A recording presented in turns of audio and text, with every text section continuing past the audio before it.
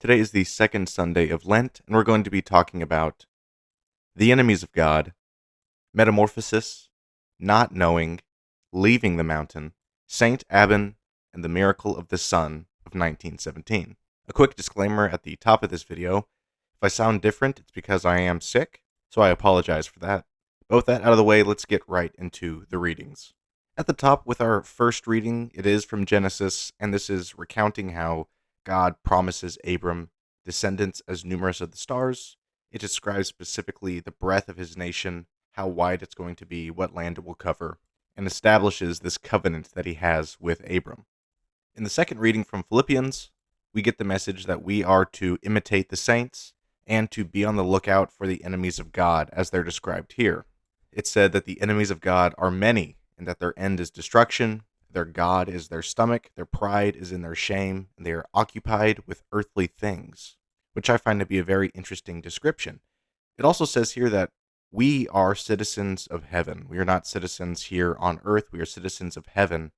And in heaven, our bodies will be transformed into a glorified body. We are going to undergo a transformation whenever we do go to our rightful home in heaven. The gospel today is continuing off with Luke, and it starts with Jesus taking Peter, John, and James up the mountain to pray, which from the offset is very interesting that he's only choosing a few of his apostles to take up. It kind of alludes to the fact that there is a hierarchy among the apostles, and also kind of points to that what he's about to show them, not everyone may be ready for. Not everyone may be mature enough to witness this, what's about to happen, right? So he takes a select few up the top. And this is a very interesting point in Jesus' ministry, because this is kind of the peak of his public life, the apex of his public life. Because before we were kind of getting the very early teachings of Jesus where he was amassing his following. But since then, we've had some big events happen, right? We had the baptism, which was kind of the start of everything. His baptism happens, he's gathering a following. The big event that we're just past is the feeding of the 5,000. And if you remember, after the feeding of the 5,000, that massive group of people, and again, 5,000 refers to 5,000 men. So who knows how many there were in total, including women and children. So maybe 10,000 plus people are there. And they want to carry him off and make him king right then and there. So this is like peak popularity. What's happening now is just past that. He takes these guys up to the mountain to pray. And we know whenever he goes back down the mountain, there's a large crowd waiting for him there. So he's definitely very popular. But from this point on, as we'll see, we are kind of marching towards the end and the passion, the conclusion sort of his earthly ministry. So they get to the top of the mountain here, and like always, the apostles fall asleep. And I was thinking about this a lot. I don't know exactly what that means. Like, I imagine they're actually asleep, but they do this here. Of course, they do this in the garden when, just before Jesus is taken as well. They fall asleep. They're not able to stay awake. And it is similar language, right? It always says they're overcome with sleep or they're not able to stay awake. I wonder if that's alluding to some force acting on them for whatever reason to put them to sleep. Or maybe they're just really tired. Who knows? But Jesus is there praying and he's talking to God. And as he's doing so, his body transforms into his heavenly body. He sheds the veil of humanity and he's in his heavenly body. And in other gospels, it describes that like his face changes and is radiating, it's glowing. His clothes change. He's fully transformed. And then two beings show up. Moses and Elijah are there, and they're talking with Jesus about what is to come. They're talking about this upcoming passion that he's going to have to undergo. And as far as this transformation goes, the actual original Greek translation is the word metamorphosis. He undergoes a metamorphosis into his heavenly body, which again, that's a callback to the second reading saying that, whenever we go to heaven, our bodies will be changed into a glorified form. And it says the same thing about Moses and Elijah. They're in also this glorified form as well. And those two are here, both literally and also symbolically. They're here representing Moses, representing the law, Elijah representing the prophets, as he is sort of the greatest of the prophets. And so you have pretty much the Old Testament religion, the prophets and the law, Moses and Elijah, coming forward to give their seal of approval to Jesus. A very significant moment. This really is the bridge, other than all the prophecies being fulfilled, this is the bridge from Judaism into Christianity because we have the key members, or some of them, from Judaism representing the religion coming forward and essentially saying, hey, this guy's legit. He is the continuation of our mission, right? Jesus is the guy we've been waiting for. And they're talking to Jesus about what is to come. They're talking to him about his upcoming passion. And so it is sort of an interesting call forward to the suffering that he's going to undergo. However, in this form, you're also getting a glimpse at the reward that is to come. So they're talking about the suffering, which is obviously going to be quite brutal and quite terrible. But as they're doing so, they're in these glorified forms. They're like, hey, we're going to have to do this, but hey, this is what it's like after, right? This is who we are after. And so even for us, right, that's letting us know, hey, in this earthly life, there is suffering, there is death. You may even have to suffer and die in the name of Jesus, but this is what the reward looks like after the fact. And then my favorite line comes up next, where Peter and everybody, they wake up, and Peter wants to make 3 tents for them there, and it says that he does not know what he's saying, which is very funny to me. Peter looks up, he sees this crazy, miraculous event, and he's like, hey, do you want to make some tents? And the author's just like, yeah, this guy's an idiot. He has no clue what he's saying. And the funny thing, too, is that nobody even replies to him. It says that he's cut off by the cloud that comes down and then God's voice coming after that. So he literally says this. Everyone's kind of staring at him like, who are you talking to? Are you an idiot? And then he gets cut off, and then God comes down in the cloud and declares again that this is my son and that you need to listen to him. But back to Peter not knowing what he's saying, I find that very interesting and funny. But I think there's a few different reasons why that's put in there, that he doesn't know what he's saying. First, I do want to say the fact that he wants to make tents there, 3 tents, does indicate that they are there physically, right? That this isn't a apparition. Jesus does not turn into like a spirit. They appear to be there physically, which again sort of reflects back on the second reading, that these are physical bodies being transformed. It's not like the human body is worthless and evil, and our spirit or spiritual form, that's what really matters. It's no, your earthly body will be transformed into this. It's not a spirit, it is your actual body. But also a reason that he doesn't know what he's saying is that whenever he's trying to make these 3 tents for the 3 of them there, on one hand, that is putting Jesus on the same level as the other 2. It's the 3 of you get tents, and it's like, no. That's not how this works. These 2 are prophets, and they're obviously important to Christianity and Judaism. They're important, but they're not on the same level as the Son of God, the one who is to come, the Redeemer of humanity, who God specifically calls down and says, this is my son, listen to him. And after he does that, Jesus stands alone. The other 2 are gone. So by saying that in the first place, it kind of gives you the idea that, yeah, Peter doesn't quite get what's going on, which is a theme that really continues throughout the gospel, right? Of the apostles and Peter not really getting the full story. And we see this after this reading, if you keep going on through Luke. Right after this, Jesus tells the apostles directly, hey, I'm going to be handed over by one of you. I'm going to be taken, tortured, put to death, crucified on a cross, and then literally 3 days later, I'm going to rise from the dead. All of this is going to happen. And they're all just like, what a colorful metaphor. What does that mean? Wow, that's what could that possibly mean? And he's like, I'm being literally serious with you right now. That's what's literally going to happen to me. And they're just like, another parable. Wow, that's a head scratcher. I wonder what he means by that. So they clearly don't get it then, and Peter doesn't get it here, right? But I think a bigger reason why he's like, he doesn't know what he's talking about, and a bigger reason why that's called out and why that's wrong is that Peter wants to stay at the top of the mountain, which makes sense. I would too. If you go up there, you see this miraculous transformation. You're one of the very, very few people to ever see this miraculous transformation. You would want to stay there, to be like, hey, let's just camp out at the top of this mountain. Let's live in this very glorious moment. Let's not have it end. Let's not leave. We have to stay here in this moment. That's not what we're called to do. We don't get to stay at the top. We don't get to stay in this very peaceful, glorious moment all the time. Our call is not to do that. Our call is to be out in the world, in the real world, which kind of sucks. The real world, which is not so magnificent and not so glorified. That's where we're called to be. We're not called to sit at the top of the mountain. So while, yes, we do need that private time with God and that private time in our own little sanctuary where we can talk to God, at the end of the day, we need to go out where we're needed most, which is in the corrupted, evil world that we live in. So these readings do really lay out the role of Christians in the world. Again, that second reading sets up that there are good and there are evil forces. There are gluttonous, degenerate, savage enemies out there who deny Christ and are there waiting for us. And as nice as it would be to just hide away and, sit in prayer every day, never leave the church and just, only pray and try and be in that moment with God, as nice as that may be, that is not what we're called to do.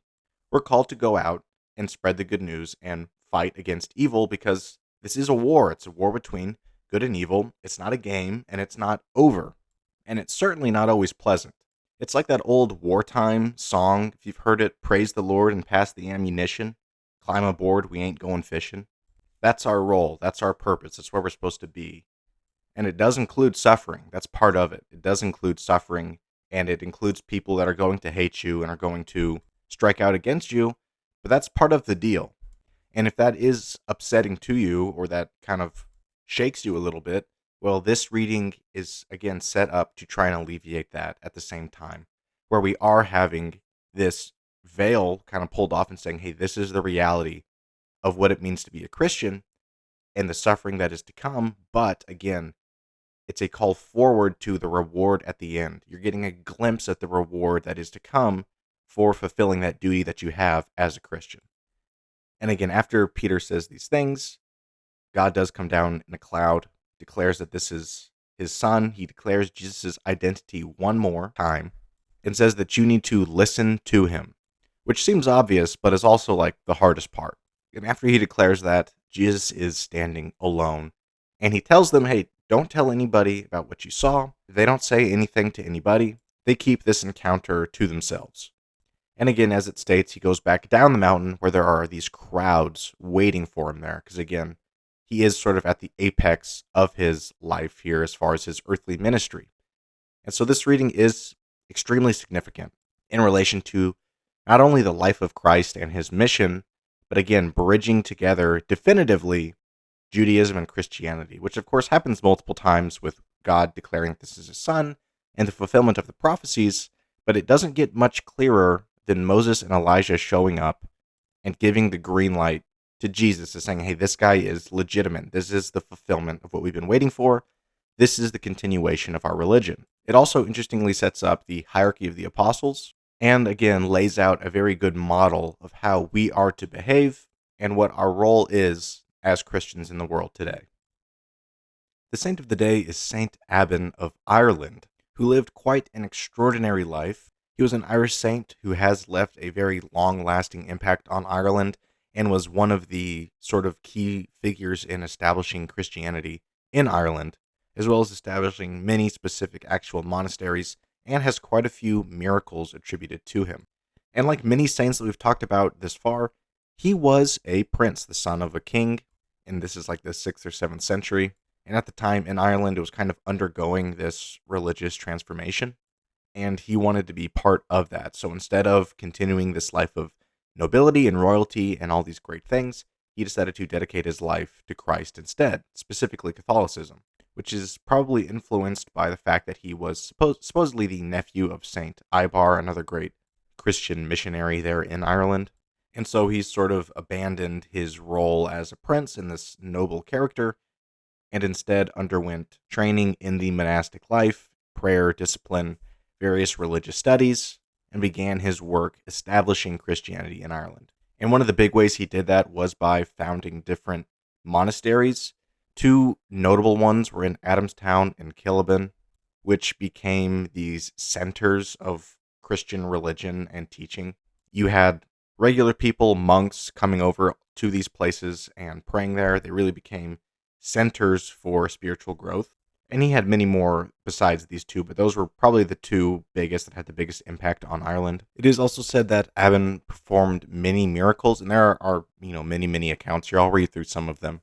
But many miracles are attributed to him and sort of solidify the fact that he is this holy, pious man, and that he does have a strong connection with God.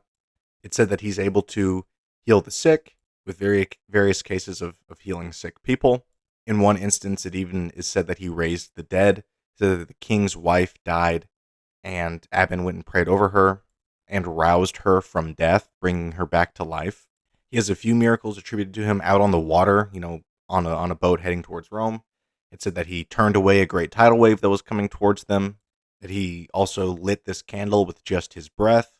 And at one point he missed the boat and was praying for a way to get on it as it was leaving him. And it said that people saw wings all around him, like angels carrying him across the water onto the boat. But it was said that they couldn't tell if he was flying or if he was walking with these angels beside him.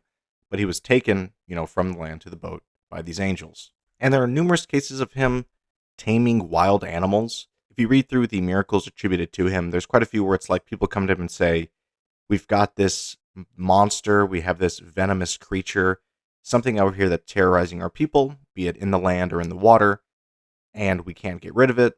He will go over to it and tame it or cast it out or something like that. So a very interesting character that's maybe not as well known as he should be for his role that he played, spreading and establishing Christianity in Ireland. And again, another great role model, similar to what we've seen before, of rejecting an earthly life or a comfortable, wealthy life and choosing that life of service.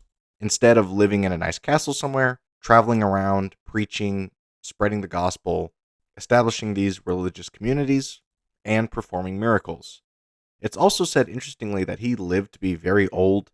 I don't have an exact age here, but it's said that he was over 100 years old, which is pretty uncommon at the time and quite impressive. And overall, he is just a great example of how we are supposed to act in our own life, right? We are called to serve others, to go out into the world and serve, right? We're not called, kind of like what we talked about in the gospel, we're not called to sit in our castle or sit at the top of the mountain. We are called to go out. That action is what we're called to do. And that's all throughout the Bible, from the Old Testament all the way up. That's a consistent message that we're called to go out and do stuff. We're not called to stay comfortable. We're called to leave our parents' house, leave wherever we're at, and go out into the world, which is not going to be easy, as it wasn't easy here for St. Abban, because at the time that he's trying to spread this, there is still a very large pagan religious presence. It wasn't easy to try and convert this stuff and these people to Christianity. It was definitely an uphill battle, but without somebody like him to do it, it wouldn't have gotten done, right? So again, a great example for us all. The miracle discussion of today is going to be the miracle of the sun in 1917, and this is in Fatima. This is sort of one of the more well-known and I would say convincing miracles, definitely recently. But if you don't know, this was the ultimate miracle performed in Fatima. This is a sort of the end of the story of the three children, Lucia, Francisco, and Jacinta, the three children who had Mary appear to them and revealed, information to them. This apparition of Mary would tell them about things that are to come, what they need to be doing as far as, pray the rosary and making sacrifices on behalf of sinners, all this stuff, and revealed many things to them, but of course not everybody believed. And so Mary told them that in order to make them believe, a miracle would be performed, something would be provided, so that the people would know that this is all legitimate. And before we jump into exactly what happened, I think the background here is also pretty important, because again, this is 1917. We are in the First World War. Belief in God or Christianity as a whole is sort of waning and has been for like 100 years at this point. You get stuff like the, Nietzsche saying God is dead, all that stuff. There's a definitely a force of atheism pushing through the world, and the world is embroiled in this terrible conflict. And in Portugal specifically, where this takes place, there had just been this revolution that established a new government, and the government was anti-Christian. It was a kind of a liberal atheistic government. Catholic churches and schools were being seized by the government. You weren't allowed to wear, your robes in public. You weren't allowed to ring the bells of the church anymore. All of this stuff was banned and shut down. And about 2,000 priests, monks, and nuns were killed by anti-Christian groups during that short period of time from like 1910 to 1917. So the world's in a pretty bad spot. Specifically, Portugal is in a very bad spot when it comes to being a Christian. And you have these three children talking about how they're seeing Mary and this miracle is going to happen, and all this divine knowledge and prophecies and everything is being passed on to them. And so, of course, everyone's a little freaked out, to say the least. And this all sort of culminates on October the 13th, 1917, with what is being called, the miracle of the sun, or they also call it the day the sun danced. And so on this day, a crowd of about 70,000 people, and not just Christians either. These are all kinds of people who want to see this fail, skeptical people, and of course faithful people as well. But 70,000 people gather and see this miracle. So it's not just one or two people. It's not somebody in a back room all by themselves. 70,000 see this. The sky clears up. All the clouds go away. The rain goes away. The ground dries up. It's just the sun in the sky. And then it says that a veil covers the sun, which makes it easy to look at, right? You can look at it without hurting your eyes. And then that multicolored lights are strewn across the sky, and the sun begins to spin and twirl and move across the sky, moving towards the earth and then back. This insane, impossible, miraculous event that happened right where these children said it would happen and when. And so this pretty much confirmed, hey, these kids are telling the truth. These apparitions, everything they were told is legitimate. This miracle's real.